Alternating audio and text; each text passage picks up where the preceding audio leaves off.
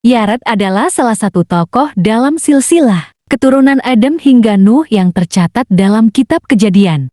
Ia termasuk dalam garis keturunan Set, anak Adam, dan hidup pada masa sebelum air bah banjir besar. Yared adalah putra Mahalalel dan ayah dari Hanoh, seorang tokoh yang dikenal karena kesalahannya dan diangkat oleh Allah tanpa mengalami kematian. Kejadian 5 ayat 24. Yared hidup selama 962 tahun, menjadikannya salah satu manusia berumur terpanjang dalam Alkitab. Silsilahnya tercatat dalam kitab Kejadian 5 ayat 15-20. Ketika Yared berumur 162 tahun, ia memperanakan Henoh.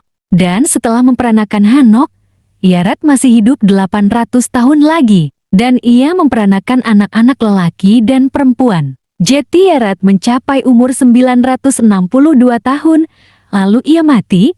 Kejadian 5 ayat 15-20. Alkitab tidak mencatat kisah atau peristiwa khusus tentang kehidupan Yared selain silsilahnya. Fokus utama dalam catatan Kejadian adalah garis keturunan dari Adam hingga Nuh yang menekankan usia panjang para leluhur sebelum air bah.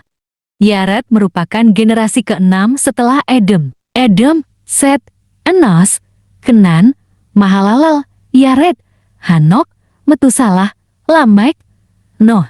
Pentingnya Yared terletak pada perannya sebagai penghubung dalam silsilah yang akhirnya menurunkan Nuh, orang yang selamat dari air bah.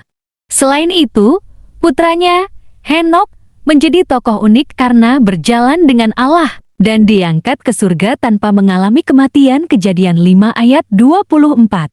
Alkitab tidak menjelaskan penyebab atau peristiwa khusus terkait kematiannya, hanya menyatakan bahwa ia mati setelah mencapai usia tersebut. Seperti para leluhur sebelum air bah, kematian Yared digambarkan secara singkat sebagai bagian dari pola silsilah dalam Kejadian 5 yang kerap diakhiri dengan frasa lalu ia mati. Beberapa tulisan non-kanonik, seperti Kitab Yobel atau Kitab Henoh, keduanya termasuk dalam literatur pseudepigrapha, memberikan detail tambahan tentang Yared.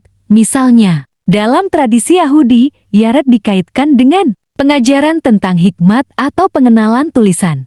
Kitab Hanok menyebutkan bahwa pada zaman Yared, para malaikat yang jatuh, malaikat pengawal, turun ke bumi dan mengajarkan pengetahuan terlarang kepada manusia, yang akhirnya menyebabkan kerusakan moral sebelum air bah. Namun, catatan ini tidak dianggap sebagai bagian dari kanon Alkitab.